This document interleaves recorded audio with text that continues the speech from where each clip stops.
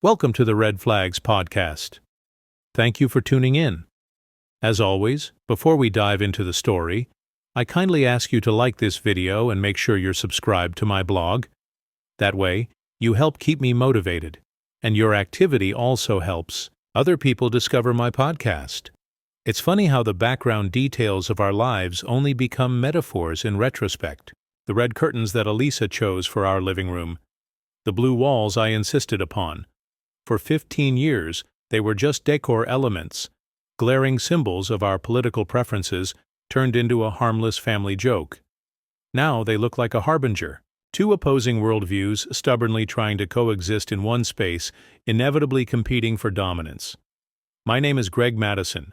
I'm 46, and I was the senior strategist for the Democratic Party until Trump won the 2024 election and my wife slept with a rising Republican star. So, not my best year. If you'd met me before all this, you'd have seen a well-oiled machine of political analysis, a man who could predict voter behavior based on their podcast preferences, understand the underlying trends beneath fleeting headlines, and craft a strategy that would turn numbers into votes. I was truly good. So good that I allowed myself the luxury of marrying a woman from across the aisle, as we joked at our wedding. Elisa Reinhardt, who became Madison despite the shock of her generational Republican family, was and remains the sharpest political mind I've ever encountered.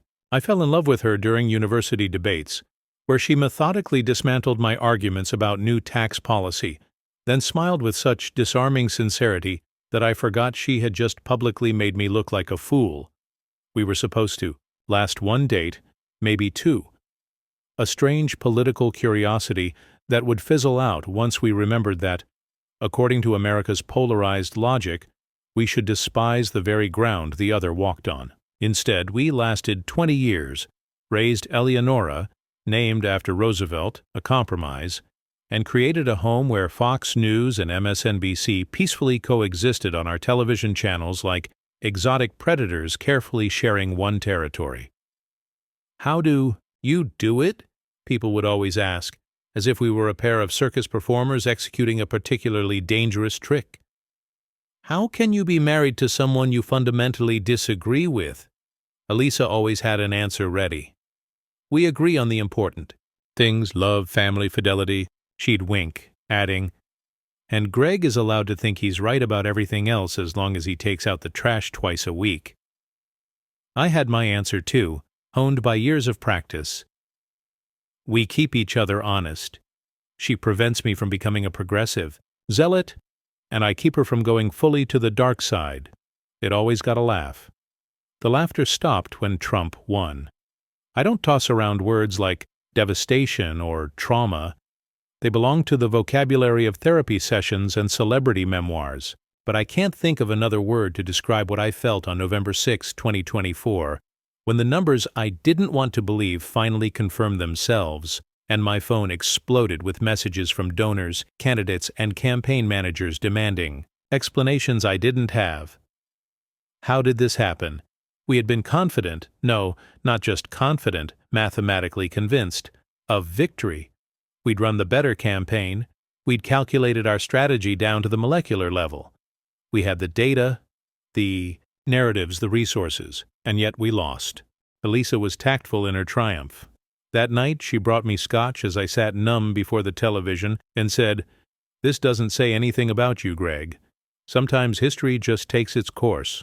I wanted to scream that history doesn't have a course, that history is an aggregation of decisions, that someone, maybe me, had screwed up in some vitally important and terrible way.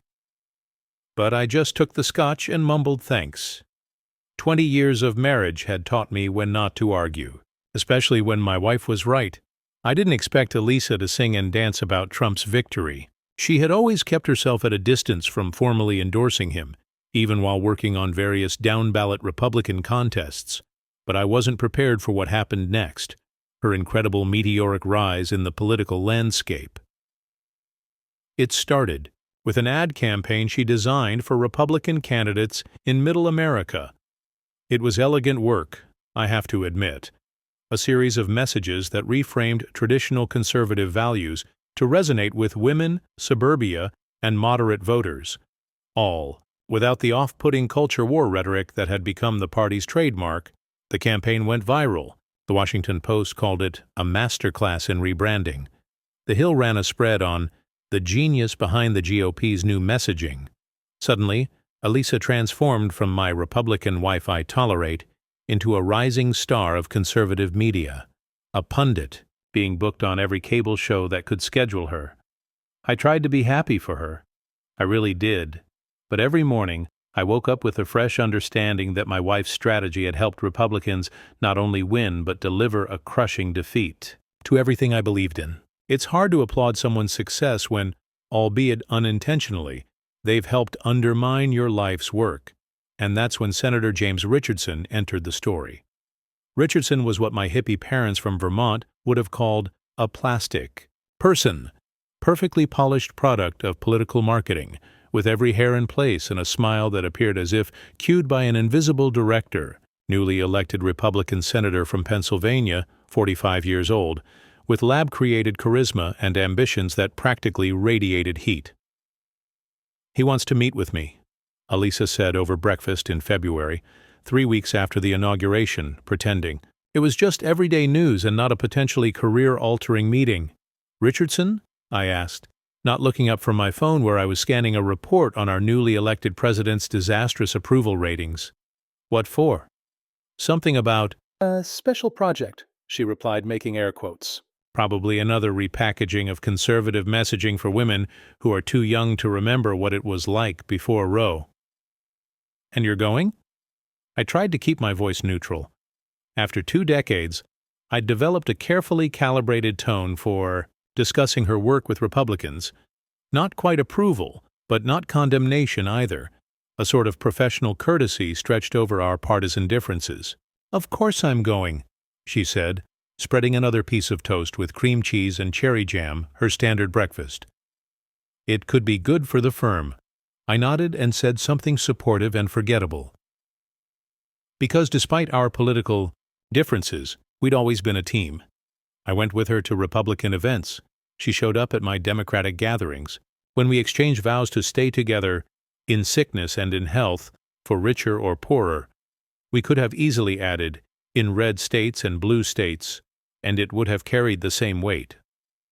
Of course, I couldn't know then that the meeting would be the first of many, that the special project would include evening strategy sessions, one-on-one dinners, and eventually, the kind of hands-on political collaboration that happens in hotel rooms with "Do Not Disturb" signs on the door. Should admit I didn't catch on right away. Elisa had always worked late, had always been attached to her phone, had always thrown herself into projects with professional enthusiasm. So her new habit of taking unexpected calls in another room, her coming home later and later, her sudden interest in new perfume, it all added up to a narrative about professional leveling up, rather than what was actually happening. It started with a bouquet, a huge, extravagant cascade of white lilies and blue hydrangeas that arrived at our home on an ordinary Tuesday for no particular occasion. The card contained only a neatly penned letter J. "Who's that from?" I asked, watching Elisa arrange them throughout the house, placing each stem with the precision of an artillery engineer.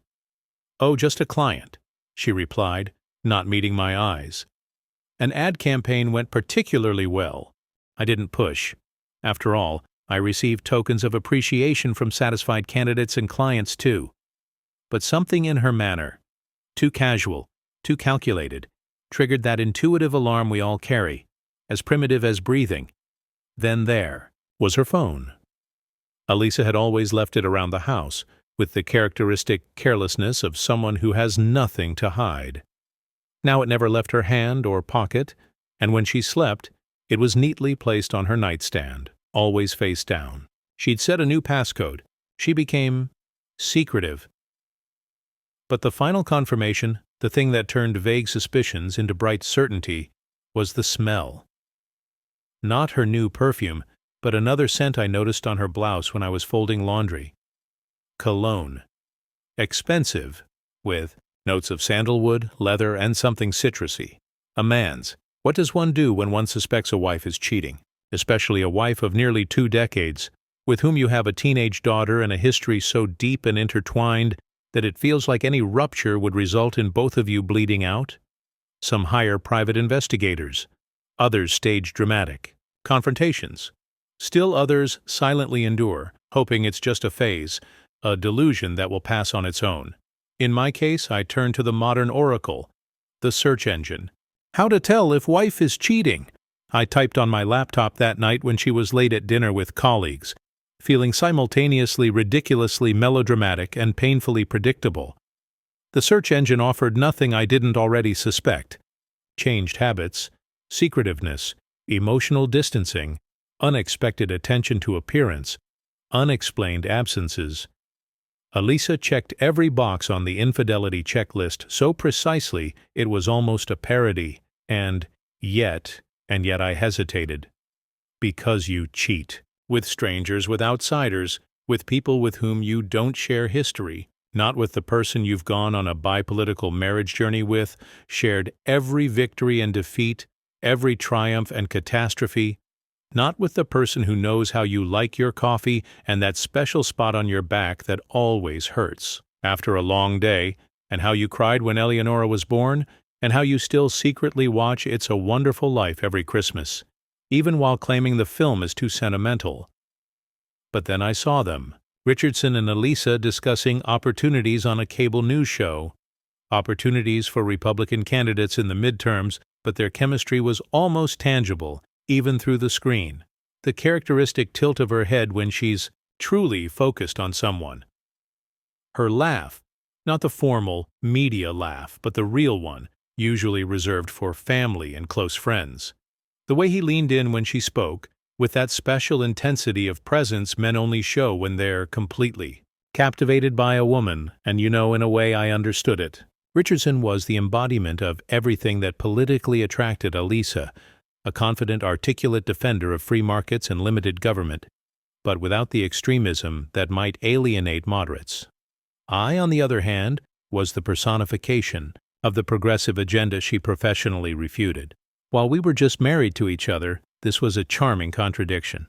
But what if she was presented with the opportunity to not just argue with my political beliefs over dinner, but actively undermine them with someone she was politically in sync with? Plus, and here I admit a less noble aspect of my character, I had fallen into a deep depression after our electoral defeat. I hadn't been a real partner for months. I was a ghost, wandering our home in anger and confusion, responding to her attempts at connection with the distraction of a man mentally living somewhere else. In an alternate timeline where the strategy had worked, the count had been fair, democracy had been saved. I rationalized, of course. It was just professional collaboration. The sexual energy I noticed was just television chemistry, the way attractive, charismatic people interact before cameras. The flowers could have been from a grateful client. The late arrivals home were easily explained by her new visibility and expanded professional duties. The cologne could have an innocent explanation. Perhaps she hugged a male colleague in greeting, and the scent transferred to her clothing. Rational explanations, however, don't account for the irrational pain I felt every time I saw her responding to a text message with that slight smile that once belonged to me. The truth came, as they often do in this age of digital communications, not through a dramatic confession or a tearful admission, but through an accidentally sent text message. Miss the taste of you. Tomorrow? Usual time? I was driving home, after a particularly depressing day at DNC headquarters, where we were analyzing our campaign with the clinical precision of coroners looking for the exact cause of death, when the message came to my phone. Elisa had evidently mixed up the recipients. I pulled over to the side of the road and stared at my phone as if it had suddenly transformed into a venomous snake. My first thought, absurdly, was that this wasn't her writing style. Too blunt, too raw. My second thought was a series of unarticulated emotions I still can't fully translate into words, even now. The phone buzzed again. OMG. That wasn't for you. Please delete. I took a deep breath, waited 15 seconds that felt like eternity, and sent back the most neutral response I could muster. I'll be home in 20 minutes. We'll talk then. It took closer to 30 minutes, mostly because I drove an extra. 10 miles trying to piece myself together before entering our home with its red curtains and blue walls. Our home, with photographs of our family on holidays, graduations, birthdays.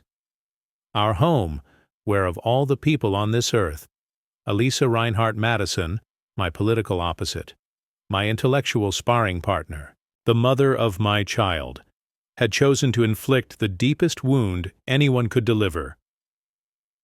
When I entered, Elisa was sitting at the kitchen table, her hands folded in front of her like a model student awaiting a reprimand. Our daughter, she explained, in a quiet voice, was at a friend's. How long? I asked, not even removing my coat, as if already planning my immediate escape.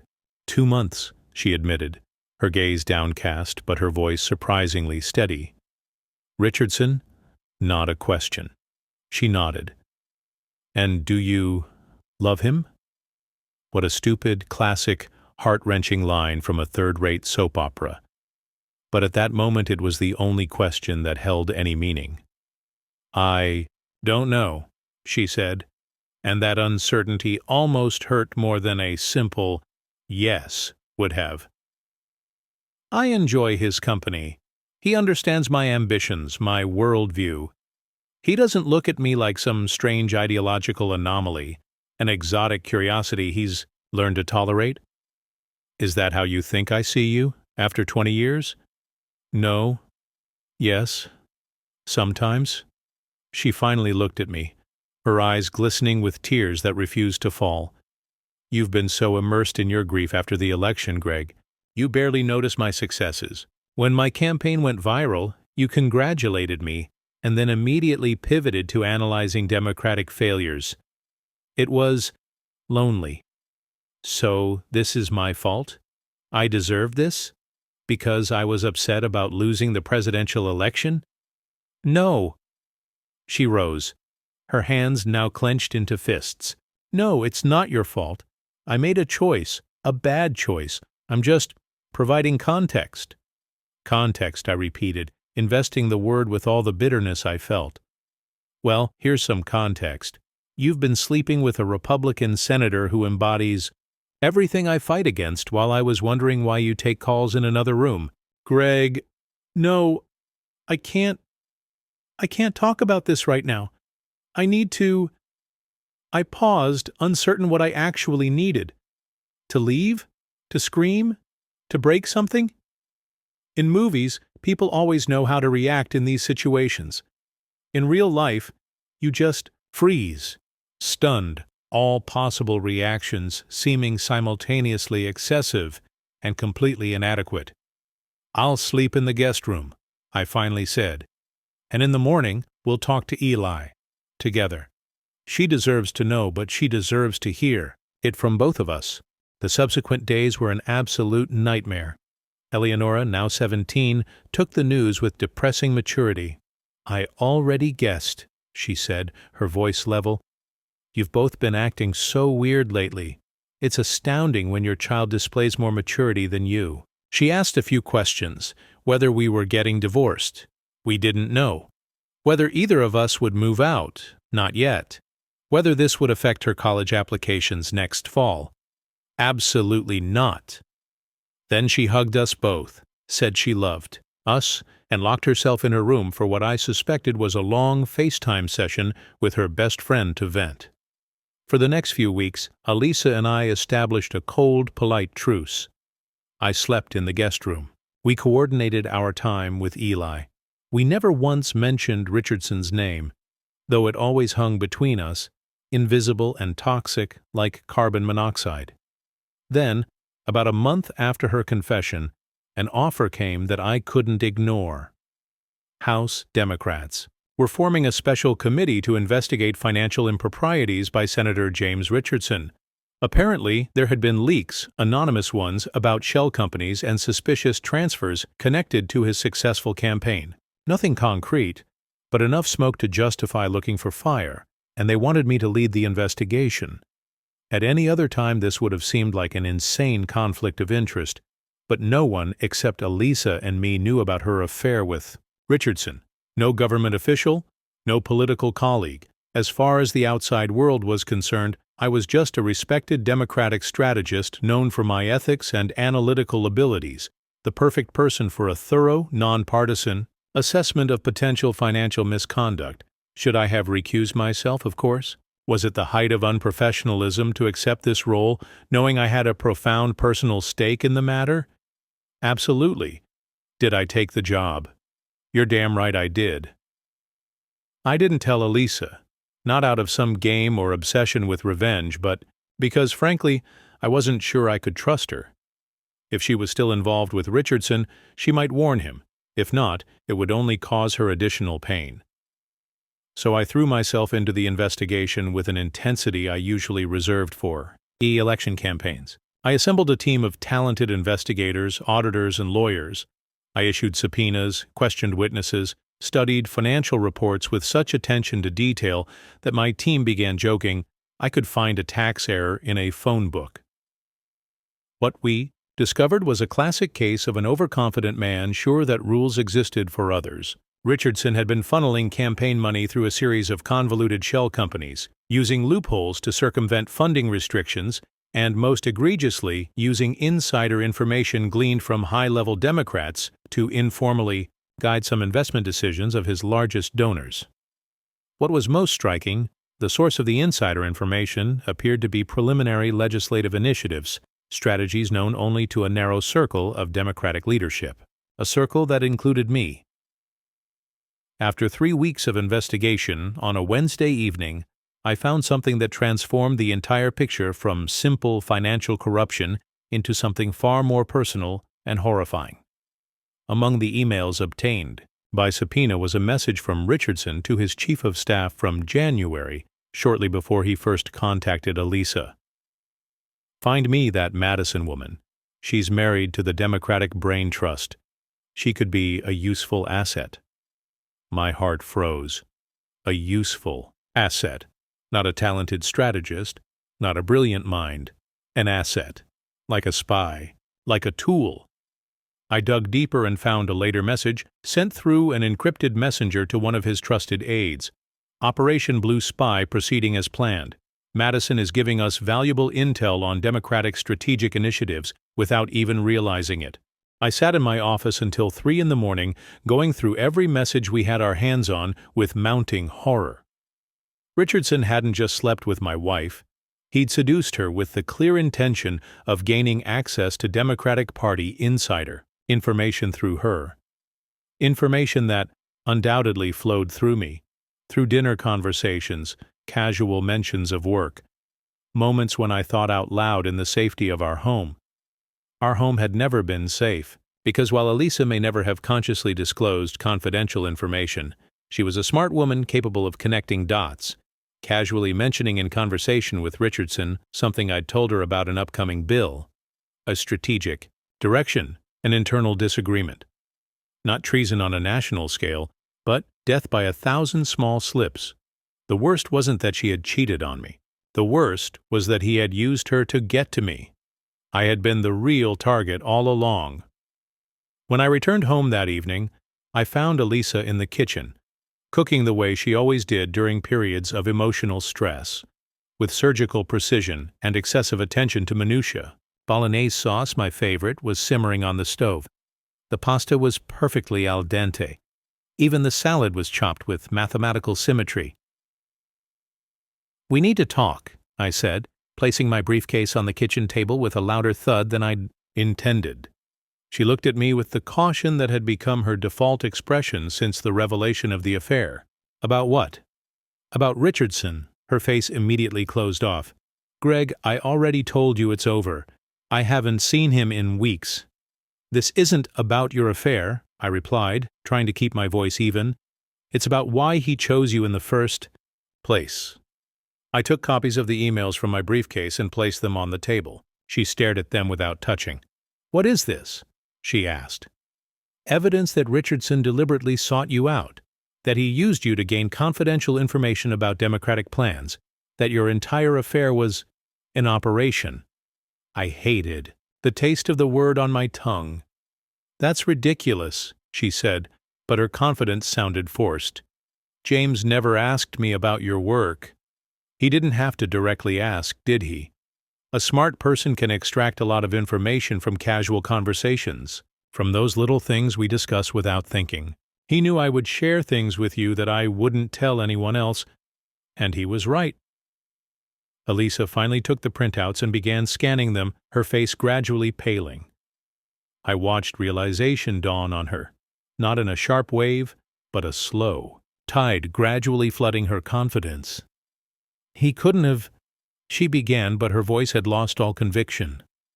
This can't be. He also used insider information he got from you to advise his donors on investments, I continued, because once started, I couldn't stop. That's why we began investigating. Not because of your affair, because of his financial machinations. Investigation? Her eyes snapped up. What investigation? Only then did I realize I hadn't told her. I've been heading the House Special Committee investigating Richardson for the past 3 weeks. You? Her voice rose an octave. All this time, you've been investigating James and not telling me? Knowing about us? At this point, I noticed a strange inversion in our conversation, how she had shifted from defending herself to accusing me, as if my decision to lead the investigation was comparable to her decision to sleep with someone who used her to undermine everything I worked for. What was I supposed to do, Elisa? Turn down the job because my wife was sleeping with the subject of the investigation? Tell you so you could warn him? Or maybe I should have disclosed your affair to the committee so I could recuse myself due to a conflict of interest? She turned the sauce to a low simmer and faced me, her voice quiet but firm. No, you did the only thing you could do in that situation, as usual. And what's that supposed to mean? It means you've always been true to your principles above all else, even above me, above us. She took a deep breath. And you know what? I admire that. I've always admired it. But sometimes it's damn hard being married to a man for whom principles are always more important than human weaknesses. Weaknesses? I almost laughed. We're calling infidelity a weakness now? Call it whatever you want. I screwed up, catastrophically. I allowed my vanity, my disappointment, my loneliness to push me toward a terrible mistake. But you know what else? James made me feel brilliant and important at a moment when you could barely tear your gaze away from your defeat to notice my success. Those words hit with the force of a physical blow, because beneath layers of anger and hurt, I knew she was right. I had been so immersed in grief over the lost election that I'd become emotionally unavailable precisely when her career was reaching new heights. I wanted her to mourn with me when she deserved celebration, not that it excused infidelity. Nothing excuses that, but understanding context is another matter.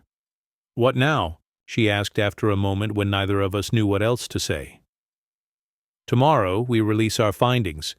Richardson will likely resign to avoid more serious consequences. I ran a hand over my face, suddenly feeling incredibly tired. And for us, I don't know. Do you want a divorce? I laughed, but without humor.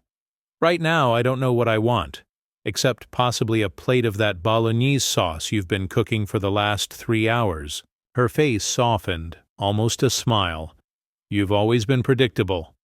The committee's findings, when released, had the effect of a bomb detonating.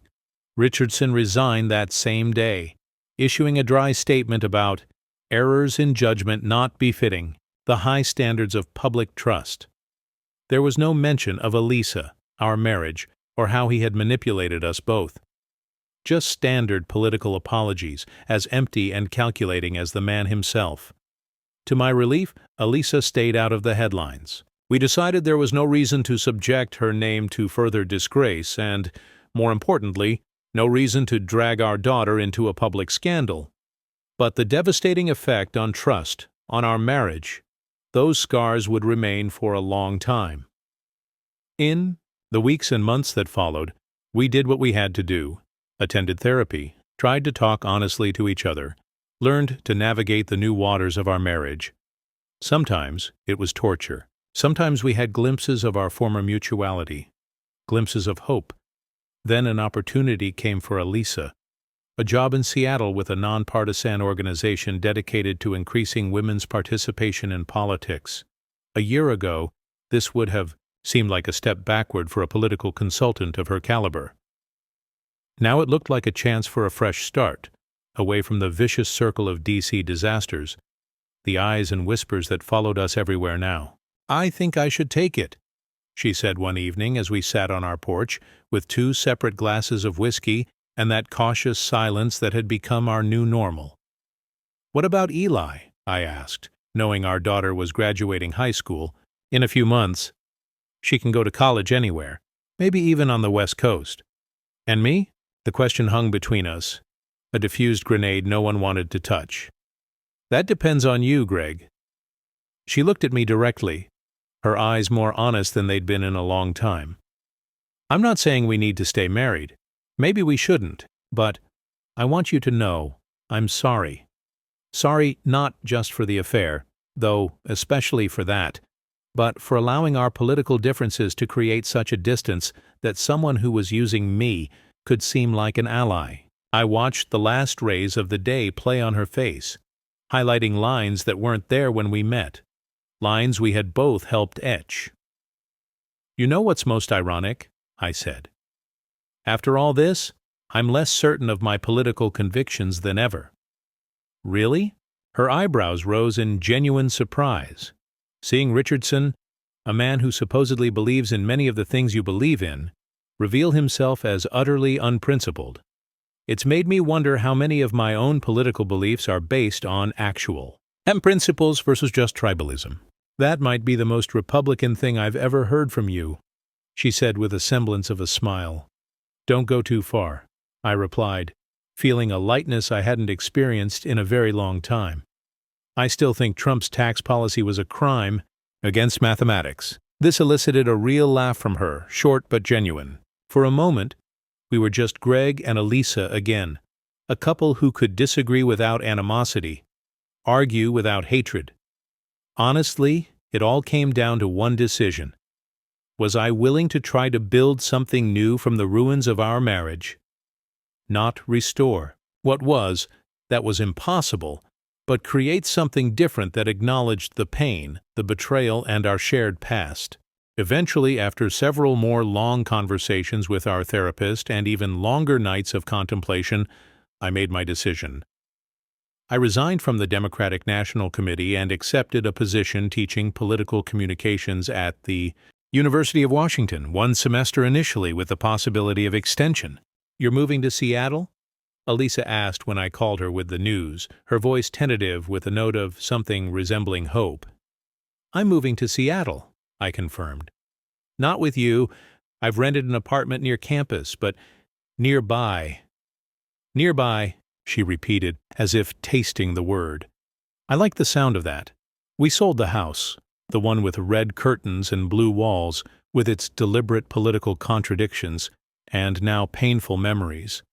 I still can't think about those curtains without a pang in my heart.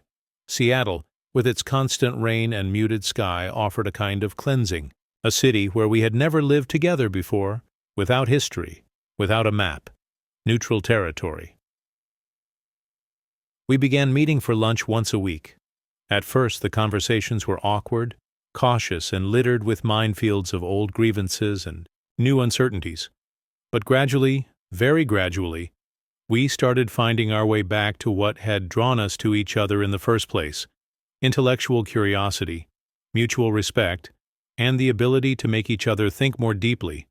I don't know if we'll ever be together again in a romantic sense. Sometimes wounds run too deep, and trust is too fragile to fully restore. But we found something that might be even rarer: the ability to forgive without forgetting, and to move forward without erasing the past. When Eleonora celebrated her first birthday in college, we went to dinner together, all 3 of us. To my and Elisa's surprise, our daughter announced she was running for student council. "As an independent candidate," she emphasized with a mischievous smirk, "I think you've both made a compelling case for the dangers of too much party loyalty."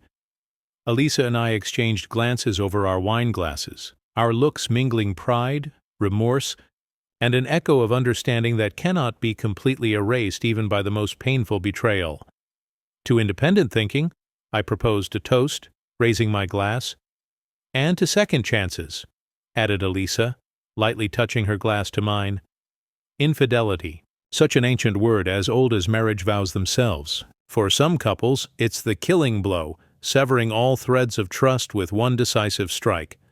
For others, it's a toxic but treatable poisoning, requiring time, patience, and deliberate detoxification. Our story, Elisa's and mine, doesn't have a neat "and they lived happily ever after," nor an equally neat "and they never spoke again." Like most real stories about humans and their endless capacity to both inflict and heal pain, it has no real ending, just a continuing journey through unmarked territory. Sometimes I look at her across the table at the coffee shop where we now meet, and I wonder, could we have avoided all this if we'd listened to each other better? If I had paid more attention to her successes instead of fixating on my defeats? If she had told me about her loneliness instead of turning to an outsider? If our political differences hadn't become trenches between us, but remained what they should have been, intellectual challenges, not emotional chasms? I don't know. Nobody knows. All we know is that infidelity always has context, not an excuse, but context. And that's perhaps the most important lesson I've taken from all this. Even in a country polarized beyond reason, where red and blue seem irreconcilable opposites, all our hearts beat under the same banner, the bewildering, illogical, but eternal quest for connection that will withstand even the harshest tests. So, here's my question to you, dear readers. What do you think? Is there infidelity that can be forgiven? Or do some actions, once committed, permanently alter the landscape of a relationship, making return impossible? I'd genuinely like to know your thoughts, because even after 20 years of marriage, one affair, and 1,000 hours of reflection, I'm still not sure I know the answer. Thank you for listening all the way to the end. Don't forget to subscribe, and I look forward to hearing your thoughts in the comments below. See you next time.